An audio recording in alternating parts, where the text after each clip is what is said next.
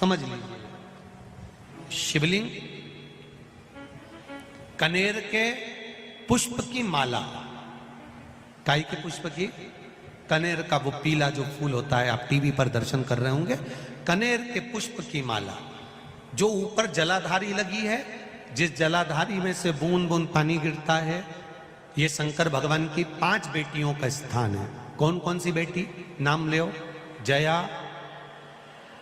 विषहरा, शामलीवारी, दौतली और 5वें नंबर की देव।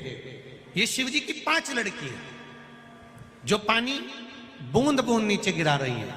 शंकर भगवान की बेटियों के स्थान से शंकर भगवान की जो ये जलाधारी है, जलाधारी अशोक सुंदरी वाला स्थान, ये जो जलाधारी है, बेटियों के स्थान से जलाधारी तक जो कनेर के माला बनाकर स्पर्श कर कर लगा देता है, शिवरात्रि के दिन प्रदोष काल के समय पर उस पति पत्नी में कितना भी झगड़ा हो रहा हो, आपस में प्रेम बनना प्रारंभ हो जाता है। अदालत का केस धीरे धीरे समाप्त होने लगता है। अदालती कार्रवाई यहां तक कहा गया, कनेर का पुष्प, भाई भाई में विवाद हो रहा हो, जमीन के लिए विवाद हो रहा हो, किसी प्रॉपर्टी के लिए विवाद हो रहा हो, या किसी अन्य विवाद में पड़े हुए हो, या तुम्हारे दुश्मन बढ़ रहे हो, तो भी कनेर का पुष्प शिव को समर्पित किया जाता। कनेर का पुष्प सुख प्रदान कर, आनंद दे, जिसको कोई ना पाए उसको मेरा महादेव पाए। महाराज, खाली ना जाता कोई दर से तुम्हारे, मैं भी खड़ा हूं नन्ही पाए बसारे, अपने हृदय से लगा लो, लगा लो, गिरा जा रहा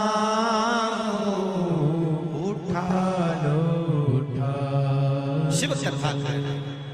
कल कोई माता जी ने पत्र लिखा था, उसमें लिखा था, गुरुजी हमारे पत्र नहीं पढ़ते। पत्र बहुत सारे रहते हैं, हम प्रयास करेंगे कल की कथा में आपके पत्रों को भी लिया जाए। नए पत्र आएंगे, उसके साथ आपके पत्र भी कल की कथा में हम लेंगे, प्रयास करेंगे। भगवान शिव की कथा करें। दूसरे नंबर का पुष्प, पहला कौन सा है? बोलते जाओ। पारिजात। दूसरा कनेर का पुष्प, सुख प्रदान करने वाला, आनंद देने वाला, शिव को प्रियता में भी प्रिय। महाराज, भगवान शंकर, कनेर विषैला है, कनेर का फूल सुगंध नहीं है, कनेर के पुष्प में कोई सुगंध नहीं, कोई तत्व नहीं पड़ा है। केतकी हंस रही है, केवड़ा हंस रहा है, चंपा हंस रहा है। दुनिया के लोग जिस पर हंसते हैं, दुनिया के लोग जिस पर उंगली उठाते हैं, दुनिया के लोग जिससे नफरत करते हैं, मेरा महादेव उससे प्रेम करता है, मेरा महादेव उसको प्यार दे दिया धक्का किसी। दुनिया के लोग जिससे नफरत करते, दुनिया के लोग जिसको धिक्कार देते हैं, धतूरे को कौन पूछे, कांटे वाले पौधे को कौन पूछे, कनेर को कौन पूछे? कोई पशु पक्षी नहीं खाता कनेर को।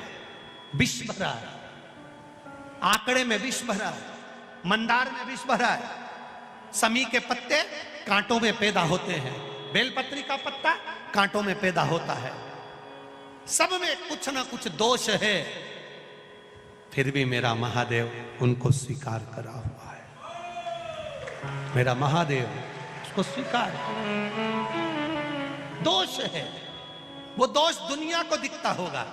लोग कहते होंगे बेलपत्री में कांटे हैं, समी के पत्ते में कांटे हैं, लोग कहते होंगे कनेर जहरीला है, शंकर जी को चढ़ाना नहीं चाहिए, धतूरे में कांटे हैं, भांग में ऐसा है, उसमें ऐसा है। दुनिया के लोग इनमें दोष देखेंगे, पर मेरा महादेव दोष में भी कुछ अच्छा देख लेता है। नारद जी ने देखा, सब हंस रहे थे, कनेर के पुष्प को नारद जी ने तोड़ा। तोड़ते तोड़ते आकाश मार्ग से नारद जाते जाते उस कनेर के पुष्प को एक कैलाश की शिला पर रख दिए।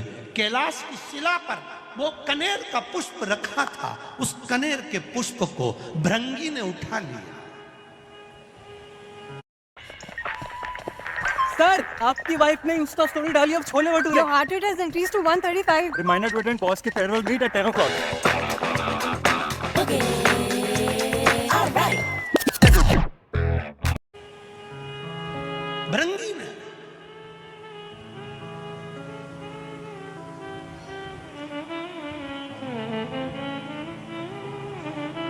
और भृंगी उस कनेर के पुष्प को उठा लेता है। श्रृंगी ने देखा कि भृंगी ने कनेर का पुष्प उठाया। श्रृंगी ने आवाज लगा कर कहा, भृंगी क्या कर रहे हो? भृंगी कह रहे हैं, मैं जब महादेव से मिलकर आया था तो महादेव के आज चरणों में कोई पुष्प नहीं था। देवादिदेव महादेव के श्रृंगार में कोई पुष्प नहीं था। श्रृंगी ने कहा, यह पुष्प में सुगंध नहीं है, इसीलिए इसको कोई देवता स्वीकार नहीं करते। भृंगी ने कहा, शमशान की राख मनुष्य के कपड़े पर लग जाती है तो मुर्दा जलाकर आने के बाद नहाना पड़ता है। वो शमशान की राख महादेव पर चढ़ जाती है तो वो भी पैकेट में बंद होकर लाखों की बिक जाती है। चाहे वो शमशान की राख महादेव पर चढ़ जाए तो वो भस्मी बन जाती है। शरीर पर महादेव के लगने के बाद चपटी भभूत में है खजाना कुबेर का, उसकी भस्म से भी कुबेर का खजाना झड़ता है। तो यह कनेर भी कुबेर के खजाने से कम नहीं होगा, मेरा विश्वास कहता है, ये मेरा विश्वास कहता है। भृंगी ने कनेर का पुष्प उठाया, ले गया। श्रृंगी दुमदुमी बजा रहा है।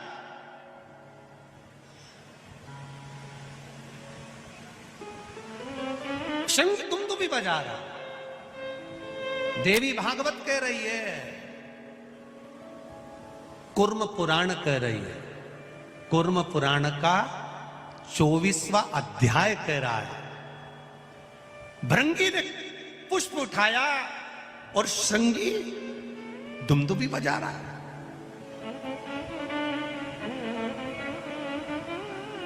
दुमदुमी अब जैसी दुमदुमी बजना चालू हुई तो पूरे कैलाश में चर्चा हो गई। ऐसा लग रहा है कि कुछ जरूर हुआ है। इतनी दुमदुमी बज रही तो जरूर कुछ हुआ है। अब हुआ क्या है पता करो। माता पार्वती जी ने गणेश जी को भेजा, माता पार्वती जी ने कार्तिकेय को भेजा। माता पार्वती जी ने जब गणेश कार्तिकेय को भेजा तो गणेश जी महाराज ने अपनी सूंड में जल भरकर ऊपर की ओर फेंका। देवताओं को लगा जरूर कोई बात है। सारे देवता आकर खड़े हुए। हुआ क्या है? दुमदुमी भी अचानक क्यों बजने लगी? अपने गांव में अचानक ढोल बजने लगे तो पता तो करना पड़ेगा कि हुआ क्या है, किसके घर छोरा हुआ, किसके यहाँ शादी हुई, किसके यहाँ क्या हुआ। तो मालूम पड़े कि साहब ना तो छोरा हुआ ना शादी हुई, फिर ढोल क्यों बजे?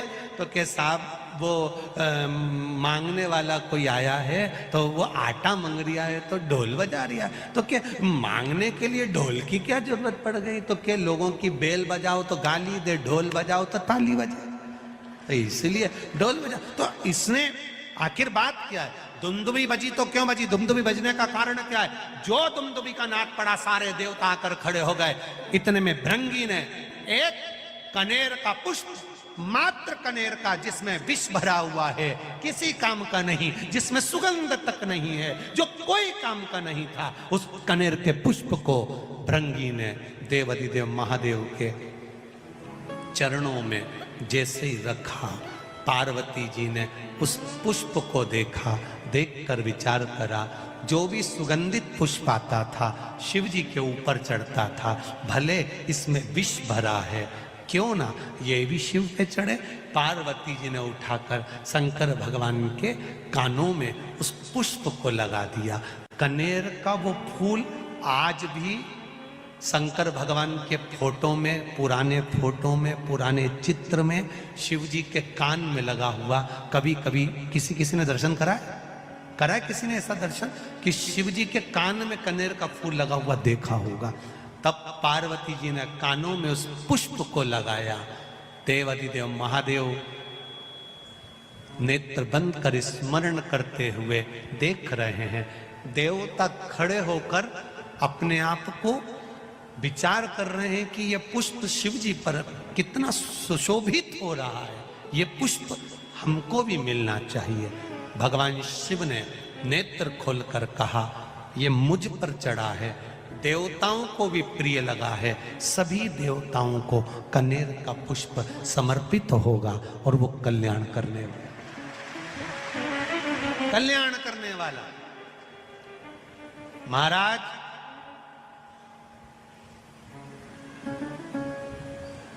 जहां पर पति और पत्नी के संबंध बेकार हो जाते हैं, विवाद हो जाता है, अदालत में बात पहुंच जाती है, परिवार वालों पर दहेज का केस चालू हो जाता है, कहीं ना कहीं किसी ना किसी रूप में कार्रवाई चालू हो जाती है, पति पत्नी में वापिस प्रेम को बढ़ाया जाए।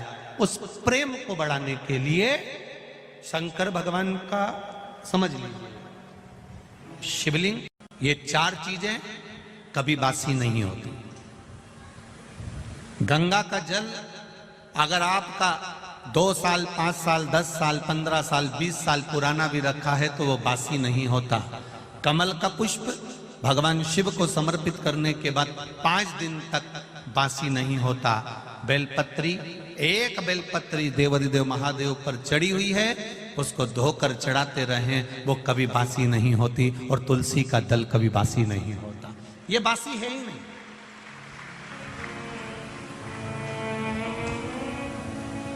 भागवत, रामायण, गीता, शिव पुराण, भगवान का भजन, कीर्तन, स्मरण, मंत्र जाप, आपके गुरु ने जो आपको जाप दिया है, आपके गुरु ने जो शब्द दिया है, आपने जो भगवान का नाम पकड़ कर रखा है, भजन पकड़ कर रखा है, ये कभी बासी नहीं होता। आप जब गाओगे तब वो ताजा, उसमें बासीता नहीं। तोड़ा जाता जो फूल दिखने में भी अच्छा ना हो, जिस फूल में सुगंध भी ना हो, जो फूल किसी काम का नहीं है, जिस फूल की कोई महत्वता नहीं, जिस फूल की कोई आनंदता नहीं, उस फूल को कोई नहीं तोड़ता। जब आपको जो फूल अच्छा लगता है, आप उसे तोड़कर अपने पास रखते हो, उसी तरह संपूर्ण पृथ्वी, संपूर्ण भूमंडल, ब्रह्मा ब्रह्म लोक में रहते हैं, भगवान विष्णु बैकुंठ लोक में रहते हैं, इंद्र लोक में रहते हैं, और मेरे देव अधिदेव महादेव इस मृत्यु लोक में रहते हैं। मृत्यु लोक में भगवान शिव को जो अच्छा लगता है, मेरा महादेव उसको पकड़कर अपना बना लेता है, वो पुष्प उसका।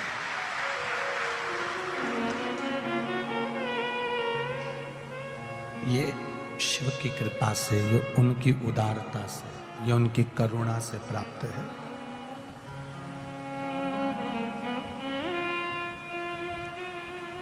कभी जीवन में देवादिदेव महादेव को 1 लोटा अगर जल चढ़ाया है, शिव जी के मंदिर तक आप गए हैं, शिवालय तक आप गए हैं, शंकर भगवान की चौखट तक आप गए हैं, तो शिव ने आपको थामा है, पकड़ा है, उसने थामा।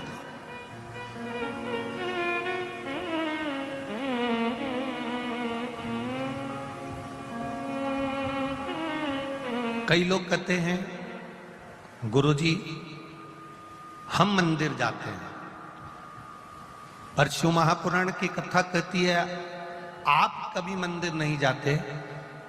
देवादिदेव महादेव आपको बुलाते हैं तब आप जाते हो, नहीं तो आप मंदिर भी नहीं जा सकते। आप ये जरूर कहते हो कि हम मंदिर जाते हैं। मैं रोज मंदिर जाती हूँ, मैं रोज आराधना करती हूँ, मैं रोज पूजन करती हूँ, मैं रोज अर्चना करती हूँ, मैं रोज भगवान की सेवा करती हूँ, मैं रोज भगवान की आराधना करती हूँ। जब तक वो ना चाहेगा तब तक आप नहीं कर सकते। उसकी कृपा नहीं होगी तब तक आप मंदिर भी नहीं जा सकते। मालूम होता, जिसको अपना कुल नहीं मालूम होता, जिसको अपना सरनेम नहीं मालूम होता, जिसको अपना गोत्र का स्मरण नहीं होता, तो ब्राह्मण देवता भी कह देते हैं एक काम करो, शंकर भगवान का नाम ले लो, शिव जी का नाम ले लो, भगवान उमापति का नाम ले लो। उसका गोत्र सबका गोत्र है, क्योंकि ब्रह्मा ब्रह्म लोक में है, भगवान विष्णु वैकुंठ लोक में है, और मेरा देव अधिदेव महादेव मृत्यु लोक में है। जो पृथ्वी पर है, हमारा गोत्र भी हमारे शिव के समर्पित है। शंकर ही हमारे गोत्र में है और हम ही शंकर के गोत्र में है। नहीं मालूम, हमने उसका भजन कर लिया।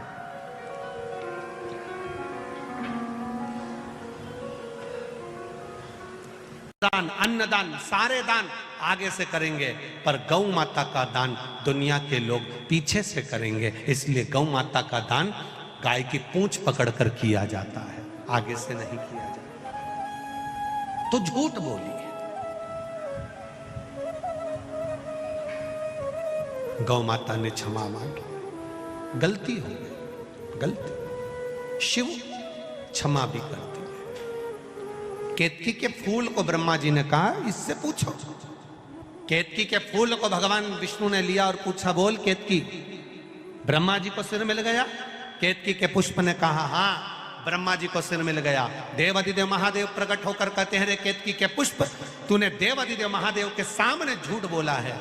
मैं तुझे श्राप देता हूं, सारे देवताओं पर चढ़ेगा और देव अधिदेव महादेव पर कभी नहीं चढ़ेगा। अगर भूल से भी केतकी का फूल मुझ पर चढ़ गया तो 1000 गौ हत्या के बराबर दोष लग जाएगा। इसलिए केतकी का फूल शिव पर नहीं चढ़ता। तो झूठ बोला। शिव महापुराण की कथा कहती है, सारे संसार में जाकर झूठ बोलोगे चल जाएगा, पर शंकर भगवान के ओटले पर, शिव जी की चौखट पर, शिव महापुराण में शंकर के द्वार पर, शिव की चौखट पर, शंकर भगवान के मंदिर में, शंकर भगवान की देहली पर, शंकर भगवान के ओटले पर, शंकर भगवान की चौखट पर अगर मुख से एक झूठ निकल जाता है तो जिंदगी में बुढ़ापा पलंग पर सड़ सड़ के। जिस पुष्प में सुगंध नहीं थी,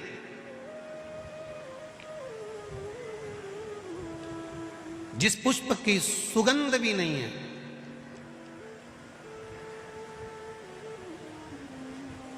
और जहर भी बहुत भरा हुआ है, कोई गंध नहीं उसमें, कोई सुगंध नहीं उसमें,